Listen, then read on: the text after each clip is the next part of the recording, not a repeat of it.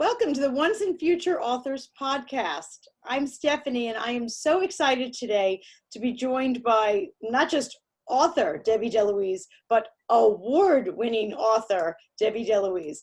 It seems like every time I turn around, she's winning something, but that comes with being so prolific. She was just the silver medal winner, Reader's Favorite at the International Book Awards. And this was her book, Seascope, which is just an amazing book. If you've not read Seascope yet, you definitely want to grab that up. So, Debbie, I'm so excited and congratulations on the award. And thank you so much for joining me today. Thank you, Stephanie. It's a pleasure to be here again. And thank you for your compliments about my award. Oh my gosh. The Muse medallion that you won from the Cat Writers Association, I thought that couldn't be topped, but this looks quite good. In medal this year, I'm on a roll, I guess. It's like the Olympics and Debbie keeps winning.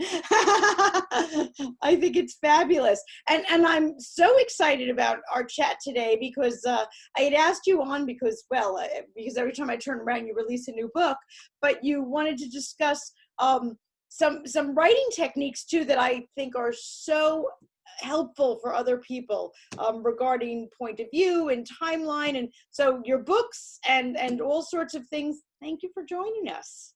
You're very welcome, Stephanie. Thank you for having me. Such a thrill. So the writing is going well. I have to ask the question, are you writing more or less now that we're in lockdown? Well, I'm not really in lockdown right now. I know we're still in lockdown, but I'm working. You went back, yes, as a librarian, you were back.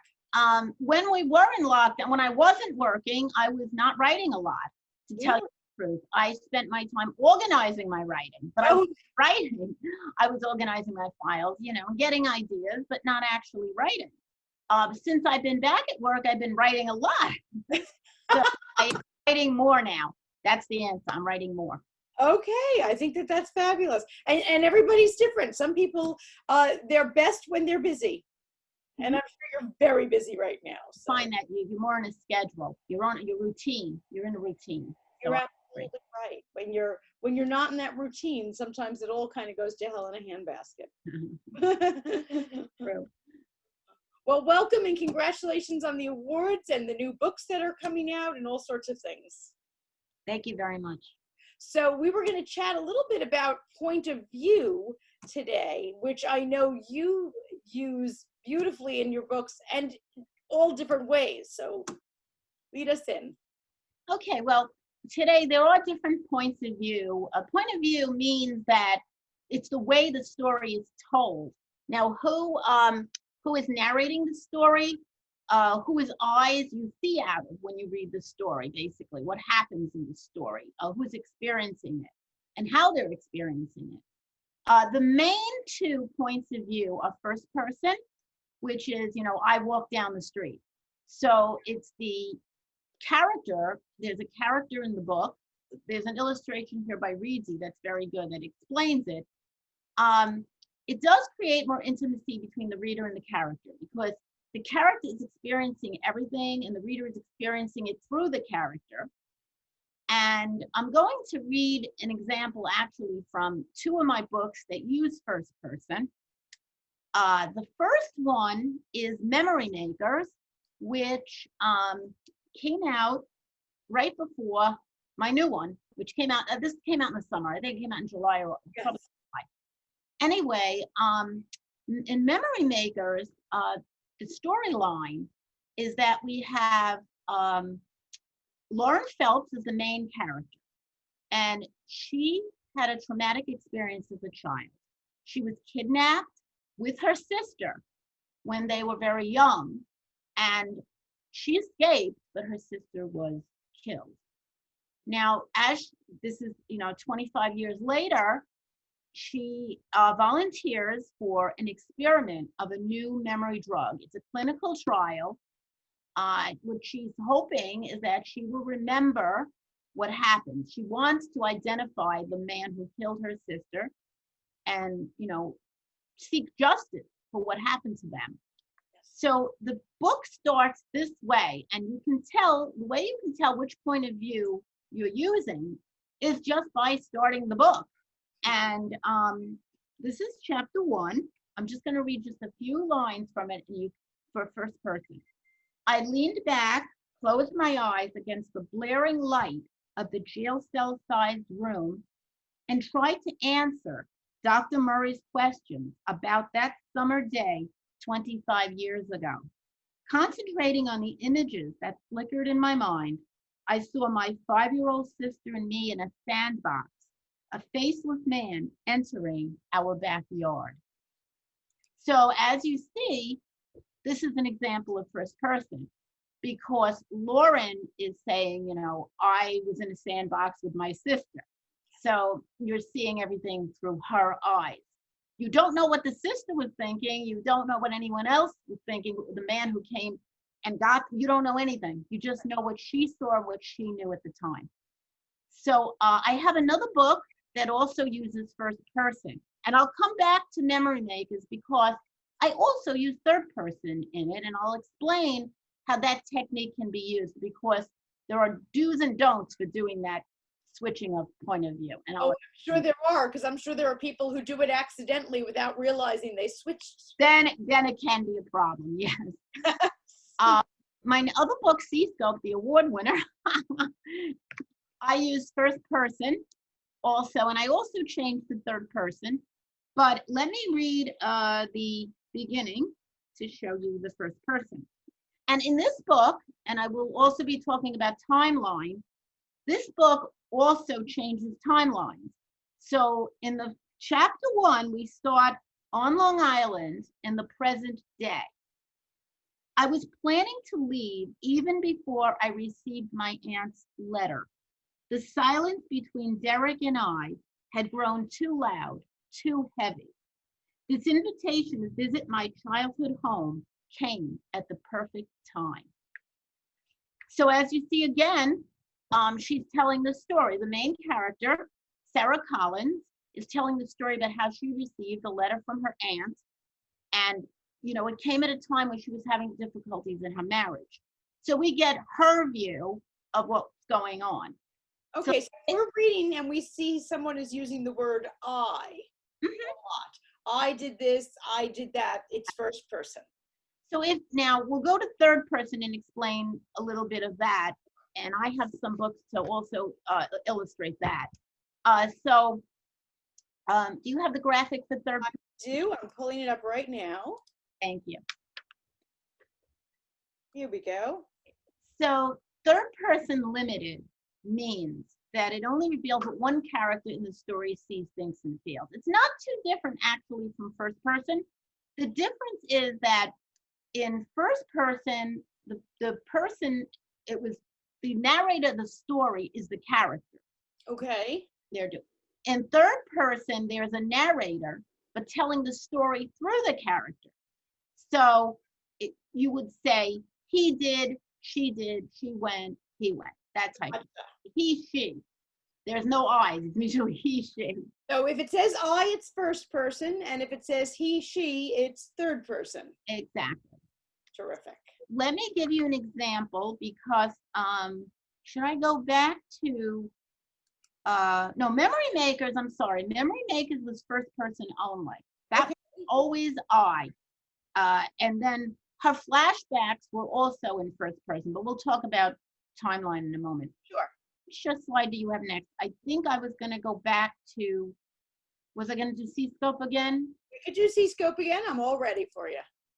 So I read a little bit of the beginning of Seascope, which was first person. Now, third person, we start to, now let me go back to explain the timeline and also the changing of the point of views. Okay, so what you're not supposed to do is change point of view like from line to line or from paragraph to paragraph. It would be very confusing to say, you know, I went to the store and she came home. I mean, it would be very confusing. Yes. The best way to do it, the way I do it, and I think most authors do it, would be to change it from a chapter. So you can have a chapter with another character, their point of view. All right. So we started out with Sarah's point of view in C-scope at the beginning of the book. Now, I don't do this until I change. Wait, now this is timeline. I'm sorry. I do it in chapter 3. Her aunt. Now she's going to visit her aunt. Her aunt has invited her. It's been 25 years. Well, she may have been in touch with her aunt, but she hasn't been home to see her aunt in South Carolina for 25 years. So let me just read how you can see the change of view for her aunt. So we're telling it now through the aunt's point of view, but in third person, not first person. Gotcha. So this is how I did it, okay? Now it says C-scope 2 weeks later. So she received the letter at the beginning on Long Island, but this is 2 weeks after the letter was sent. Julie Brewster had just finished a phone call with her niece, Sarah. She was pleased the young woman was coming and wasn't surprised she was bringing along a friend instead of her husband. But Julie didn't like too many strangers at C-scope. It reminded her what happened nearly 20 years ago when that college boy, Michael, was found dead by the lighthouse and her brother moved his family away. So that's showing that you can understand, the reader sees the thoughts. They're reading the thoughts of Julie, who's the other character, who's not, it's not Sarah, it's Julie. Right. How Julie feels about things and what she's doing. And then I'm going to show, now this is the interesting part, I think, of C-scope. Because it's 20 years, Sarah's going back. When she was at C-scope, she was a child. So what I did was, even though most of the book is told in first person, Sarah's telling the story of what happens when she goes back. We also go back in time, and this is where the timeline comes in. This is 20 years ago. So this chapter is Sarah as a child, but it's not in first person. It's in third person. All my past parts of the book are done in third person. Even if they change point of view, the timeline is, whoever's in that point of view is in third person.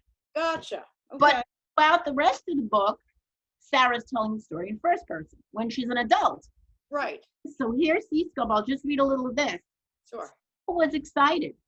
Today was the 4th of July, and she and Glenn would be allowed to stay up late and attend the fireworks display by the lighthouse along with Wendy, Ms. Wilson's daughter. Even better, Russell, Mr. Donovan's son, would be joining them. So that just shows you it's told in it's still told by Sarah, but it's in the past when she was a child, and it's in third person. It's not saying because it's in the past, it's already happened, and I decided to use third person there. So that's the example from C-scope. Could I ask a question? Sure, of course. Should we ever have more than one first person in a book? Do you know what I'm saying? Like Sarah spoke in Sarah's voice and she said I and she spoke as herself. Should somebody else ever speak as themselves, like two different characters in first person, or is that difficult? I assume that you can do that. I don't think I've ever done that because I prefer to use the main character. If I use first person, in books, I'm going to illustrate now books that are only third person. Gotcha. Prefer to use, I actually, more of my books, I think, are in third person, most of my stories. Right. I don't use first person that often. The only book that I used it totally was Memory Maker. It's the only book. I'm going to show you two books that I wrote third person only. However, they do change timeline. So okay. Terrific. We'll go to Cloudy Rainbow. Fantastic. Book is very different from all of my books. And it's funny, it's the first book that I ever published. Wow. And I wrote this book after my cat Floppy passed away. And I did put him as a character in the book, not as a talking cat or anything like that, but he was featured in a subplot. The book is a paranormal romance, so it's the only romance I ever wrote. I mean, I've written, actually I have a novella that's a romance, but I mostly write mystery. But there's a supernatural element to Cloudy Rainbow. because the girl, the main character, Dulcie Mills, is a computer programmer, and she has a friend who really can't stay with any jobs. She can't do it. She flirts from one thing to the other. However, she gets a position working for a strange woman. She's an artist. So some of the artists, creative people, are a little odd sometimes. But the artist is a psychic. Oh. And she foresees when Dulcie's friend Valerie starts working for the artist, she foresees that Valerie's friend Dulcie is going to come into danger, but also find romance. Now, but Dulcie's backstory, which is shown in the book, is that her fiance was killed in a car crash that they were involved in. So that's the backstory. I'm not going to give the whole story away, but I'm going to read a little bit from the first chapter that's told in third person. Okay, terrific. Dulcie glanced to her left at the gray and white cat sitting next to her keyboard. Floppy, her 15-year-old male short hair, purred as she paused in her typing to pat his head. Okay, so I'm not going to read too much more, but in this book, there's also a virtual world, and there's technology mixed with the clairvoyance, the prophecy that she foretells. So it's a little bit of science, and she's a computer programmer, and yet there's a little bit of the supernatural. So interesting. Now you've got to read it, Stephanie. Have you read? I've never read Cloudy Rainbow. I read the first two that you had up here, Secret Open Memory Makers, but never Cloudy Rainbow. Cloudy Rainbow has been reprinted. When I first published it, I self-published it through a self-publisher. I didn't do it myself. Right. Because it was my very first book. But then later, now that I have two publishers, one of the publishers has reprinted it. And the same one who does my Cobble Cove series, and Solstice Publishing. And it was on the 10th anniversary. So that first book was written in 2007, and they reprinted, I think 2017 or 2000. But so the story starts in that, which was when my cat passed away. So let me read you the part. Now, another interesting part about this is a different technique I use that I've never repeated. In this book, for some reason, I have 4 parts, and each part is told by a character. Well, not told by, I'm sorry. Each part has the character's name. Okay. There are 4 characters, and there are 4 parts, all right? So, like, the second part says Frank. That's the title of the second part, and it goes back in time. We started in 2007, the book. It goes back to 1992. Now, this is Frank, fall of 1992. Now, let me explain. Even though Frank is the main character in the story, Dulcie is still telling it through third person. What's happening is, it's a backstory. She's going back to the time when she was in college. And that's when she met Frank, the man who later dies in the car crash, and who, well, I won't give that away too, because there's something else that happens. But there's also a part with her friend Valerie, the girl the psychic, how they met. And that's in 99, which is another part. But the interesting thing is the final part of the book is forward in time. So even though I start in 2007, I go to 92, I go to 99, and then I go to 2008. So wow. They're after the beginning. So that's a different technique altogether. And all of these techniques I've sort of picked up by my own reading. So that's where I've gotten them. So anyway, let me just read part 2, Frank, fall of 1992. And this scene takes place when she was in college. And I took a lot of it from my own experience when I was in college and I was features editor on the student paper. Of course, all the characters are fictionalized, but I feature my school. So it was Thursday afternoon, the last week of September, 1992. The regular staff meeting of the editors of the Pioneer, the student newspaper of the CW Post campus at Long Island University, was taking place. Dulcie jotted notes on her yellow legal pad as the group, led by editor-in-chief Brian Berkeley, discussed the forthcoming issue. So there again, we have third person, you know, and this book, as I said, is told all in third person. Right. However, it does go, it goes back in time. Forward, right, and forward, and so it's wow. I'm definitely gonna have to read Cloudy Rainbow. Put it on your to be read list. I will put it on my to be read list. Well, I've been very, very busy with the Cobblestone lately because you keep releasing those. Been revived. I mean, it never died. Don't get me wrong. It never died. But I wrote 4 books. The last one was 2 years ago. And I usually try to write a book a year, 2 books a year. I try.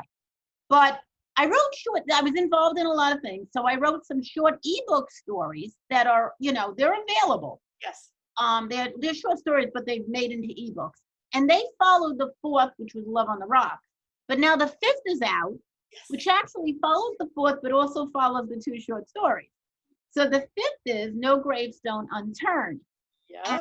And this one, which I really enjoyed, I'll tell you, some of my books I enjoy writing a lot. I enjoy writing all of them. Don't get me wrong. I wouldn't put something out that I myself didn't like.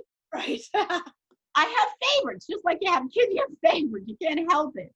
So I really like this book because I use a lot of new techniques. And I really say that this book is very similar to Seascope in some respects.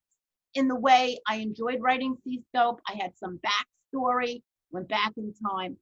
You'd have to understand. If you read it, you'll see. If you read Seascope, read this. Anyway, this story is told again in, this is all third person again. All right. Okay. So it starts off, now there is a prologue. I'm not going to read that. That's a little, that comes later in the story. But we start 5 days earlier. So there is a prologue, but this scene starts 5 days before the prologue, which is actually the murder. So I don't want to give that away.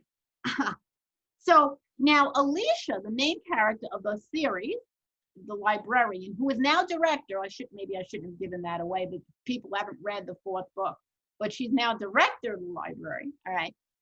And she takes care of Sneaky, who's the library cat, but he comes to her house when the library's closed. She doesn't like to leave him there alone. So she has 2 children. Now her children are getting older. Now in each book, I've aged them a little bit because, you know, they started as babies and you can't keep them that age. They have to age. So they're now in kindergarten. They're now 5 years old. Because actually the book, it's funny, I looked back and the first one was started 5 years ago. So it's actually, they're 5 years old. I mean, it's kind of, you don't have to do it exactly like that, but it's good for you for remembering to age the children. And I age the parents too, believe me. Don't age the parents. So I do age the parents. And I age this father's 85, so I do age them. Oh, good for you. You got to do that. 5 days earlier, hold still a minute, Carol, Alicia said to her 5-year-old daughter. She held a tape measure in her hand, trying to take measurements for the Halloween costume she was sewing. Sneaky, who was spending more time at her house and less at the library, was swatting at the tape as she moved it back and forth across Carol's body. So I just read a little bit because just to show you that it is third person. Yep. And in this scene, it's, you know, through her eyes. Now, it's third person told by Alicia, basically. And it is a Halloween story. And I'm just letting you know that there's a ghost, like a legend in the book. And but then we explain, well, you got to read the book to understand. Well, you got to read the book. I agree. You got to read the book. Now, this book does go back in time because of the legend. I mean, because of the mystery. Okay. So, and I also changed point of view. Let me see there are people, humans, and there are cats. I have 3 cats in the book. Now these cats, and I actually put the dedication to my own 3 cats because I'm telling you, I have used their characteristics to do this. in other words, there's one scene where I have the cat. Oh, I'm sorry, I'm falling off my pillows here. Excuse me. Uh-oh, I'm falling. I'm going to be a little lower now. Sorry. They toppled to the floor. One of the cats, Kitty Kai, well, there's two, it's funny, there's two males and there's a female, just like I have. I have my, my Hermione, my Harry, and my Sneaky, and my, sorry, Stripey. Stripey, not Sneaky, Stripey. Yeah, Sneaky is Siamese, which I had Oliver, but he passed away. But he's still the main character, Sneaky the Siamese library cat. Right. But in this book, he's joined not only by Kitty Kai, who was introduced in the 4th book of the series, Yes. and also in the 2 stories that follow it. Because now she's a gal pal, and she's the one that helps him solve mysteries along with the humans. But the humans don't know that the cats are doing this. The cats, their thoughts are now visible. This is a big change in the book. At the very beginning, the cat was just a cat. All the cat ever did was find clues. They would scratch the box. They would do something to alert Alicia that something was off. But now, the cats are actually part of the story, that you can see their thoughts, you can see what's going on. They're experiencing the story along with the human characters. Now, the way I did this was, I put their thoughts in italics. The thoughts are usually put into italics, but so you know that it's the cats if they're in italics. They're not speaking. People are not hearing them, but they're hearing each other. They're speaking to one another. And there's a third cat. The third cat is a guest, because what happens in the story is John is Alicia's husband, for people who don't know the series. John's aunt has died, and she lives in Florida. She lived in Florida. She was in a nursing home. She was in Florida. Her children come up. They're John's cousins. They come up to Cobble Cove, which is upstate New York, but it's a fictional town. They come up for the funeral because they send the body up. The mother, they lived for a time in Cobble Cove.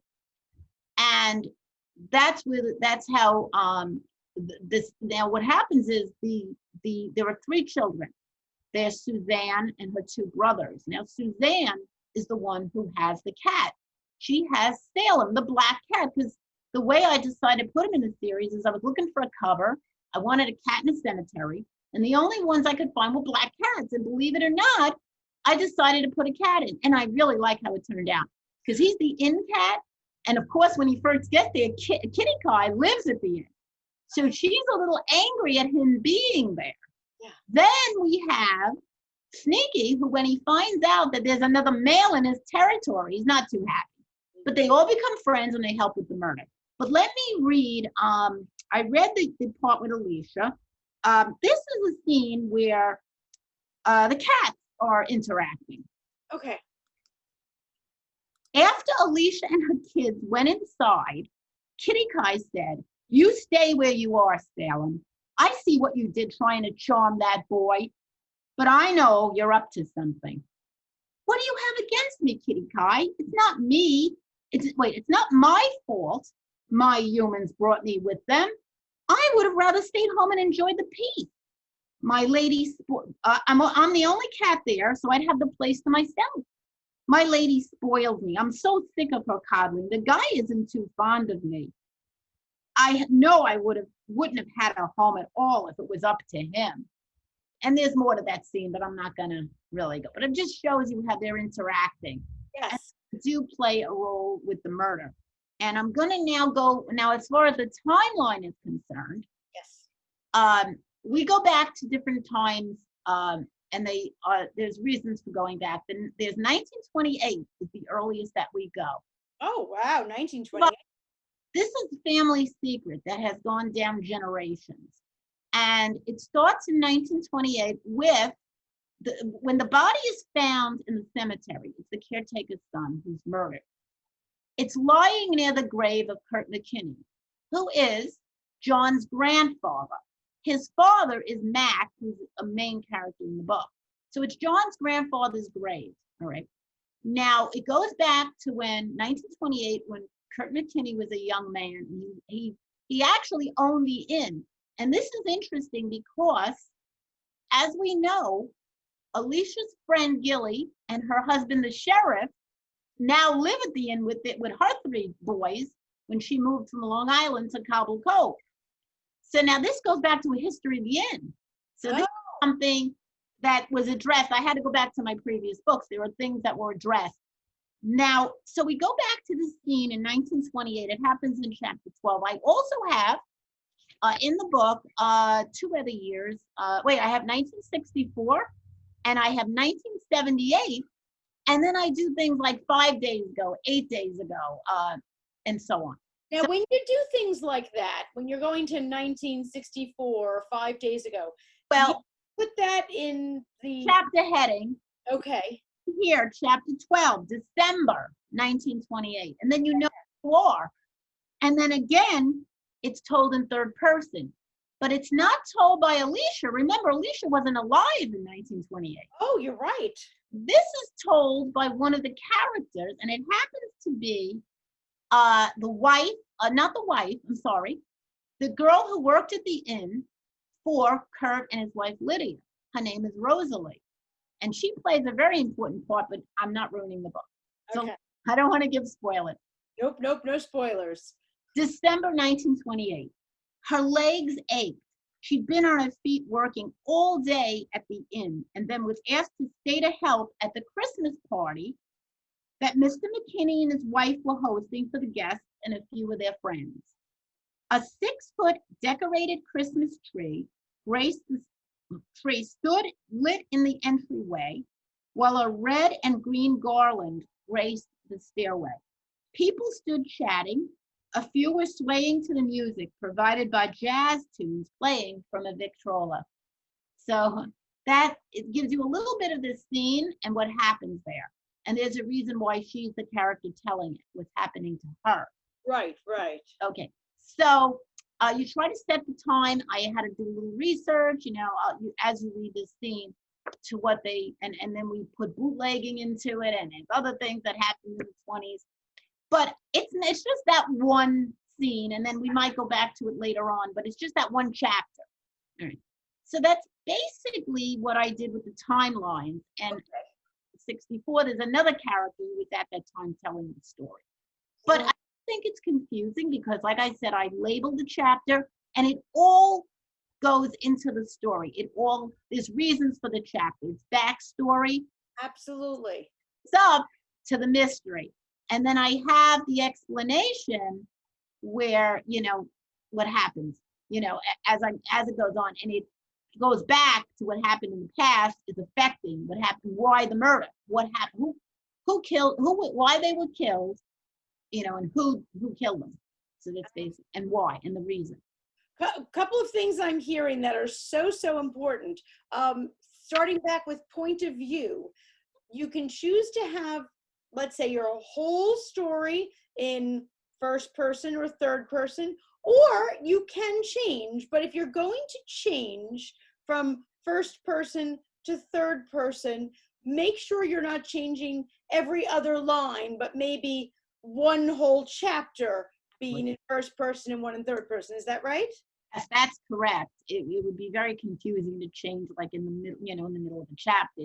It's better to have like a whole chapter to doing that. Absolutely. And then when you were talking about timeline, it was a really good idea to make sure that you label where we are so that your reader can know that if you're back, forward, wherever you might be. But I loved one thing you said, because this kind of combines these two techniques.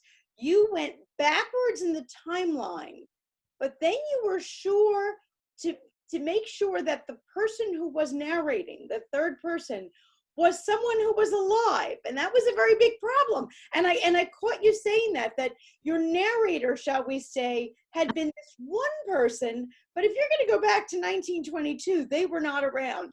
And I'm so glad you said that, because I'm sure a lot of people would think, oh, you know what? I need a flashback here. I want to fill in some history, but never even think who should be supplying that history. That was so insightful that you said that. Thank you. I'm glad. Now I had to check, believe me, when you write something like this, you have to make sure you've got the ages right, you've got the years right. Mm-hmm. You got to know how old was the grandfather at the time. When did he die? See, all these, how did he die? You don't have to include all the little details, but it has to, you have to have, it's, for your own sake, it's good to keep all these notes and timelines. You don't have to show them in the book. And I did have an idea about putting a family tree like in the book, but I'm thinking, because this is like a family history, but I'm thinking it's easy enough to follow. I'll see what the feedback is from readers. So far, I did have a very nice review from somebody for that new book. It's just been released for the no gravestone unturned. But I'm so glad you mentioned that about making sure for yourself as the author that you keep right. those timelines and that you know the backstory, even if that story is not going to make it into the book. Mm-hmm. Even if you have no intention of discussing, how the grandfather died, you as the author should know. Well, the thing is, I used to be a big pantser, and when I started, and believe it or not, even when Cloudy Rainbow, that was all done, I just wrote it. Things came up, and like I said, I've added murders, I added different things in my other books. But starting with after the last Cobble Cove, starting with Sneaky's Christmas Mystery, which I won the Muse Award for, actually, that short story, that ebook, I started with the characters, you could read their thoughts. I thought that made that change. But I also started I started with the book after that, Sneaky Summer Mystery. That one I started plotting ahead of time. And I did that, this No Gravestone Unturned was, but you know what? I deviated from the plot. But it's okay. It's okay. Okay. It's okay. Because you know what you want to have. It gives you an outline, but you could fill it in, you can change things, but at least you have it. And I did have to go back, like I had a lot of characters with the cousins, their spouses were in the book. And I had to have, their characters, what they looked like and their ages. And I went back to when they were children. I went back to when they were at the inn and all of this stuff. So this was very complicated to write. It was some of books, aren't as complicated, but when you change timelines, it does get a little complicated. So some people if you just want to go, the easiest route to go is either all first person, all third person, and with no timelines. But I think timelines add interest. I think people like the type of story where they're going back in time and it leads up to what happened now. It's especially with family mysteries. I mean, it's like family secrets. Yes. And I have family secrets in Seascope. Oh, that's full of secrets. Absolutely. On a panel for Boucheron, which is coming up this Saturday, I'm on a mystery panel talking about secrets. And I was so happy when they assigned this to me because the No Gravestone Unturned, it has so many secrets. I can't even begin. There's hidden rooms. I can't even go into this. I can't, there are so many secrets, but I don't give them away. I'm just saying it's full of secrets. Well, I love that. It's when you have secrets in a mystery, it's a good idea to have the backstory, how did this happen? Why was this a secret? Or who started the secret? I mean, there's all of this stuff you want the reader, you don't want to reveal it all at once. That's why you put the past in a little bit, and then you put the current in a little bit, and somehow they meet up. And that's how you grab the reader, I think. That's how I'm grabbed when I read these type of books. Absolutely. Oh my goodness. Well, thank you so much. I have no doubt that writers out there are saying, oh, I never thought about that. I could try that. And the other thing I really appreciated, I just want to kind of call attention to is, certainly there are writers who are plotters and pantsers and people who are kind of in between. But I would say you're absolutely right. Even if you are a pantser, if you're going to be playing with timeline, you might want to take some notes to make sure that everybody is the right age and that we know what was going on in different places. You can fly by the seat of your pants, but then in edits, make sure you at least clean that up.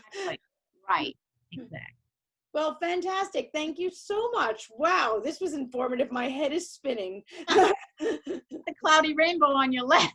I am putting Cloudy Rainbow on my list. And No Unturned too. Absolutely, and since tis the season, I do want to call attention to your Halloween mystery, which is right here, since it is the season. But yes, make sure you catch Debbie with Cloudy Rainbow, which I have not read yet, so that's definitely on my list. And I am a huge fan of Seascope. Evidently, the award-winning Seascope now, so I'm not the only fan. And a big fan of memory makers as well. So make sure that you catch Debbie and all of her books and read firsthand about the point of view and about timeline. Debbie, thank you so much for joining us. Always a pleasure. Thank you so much.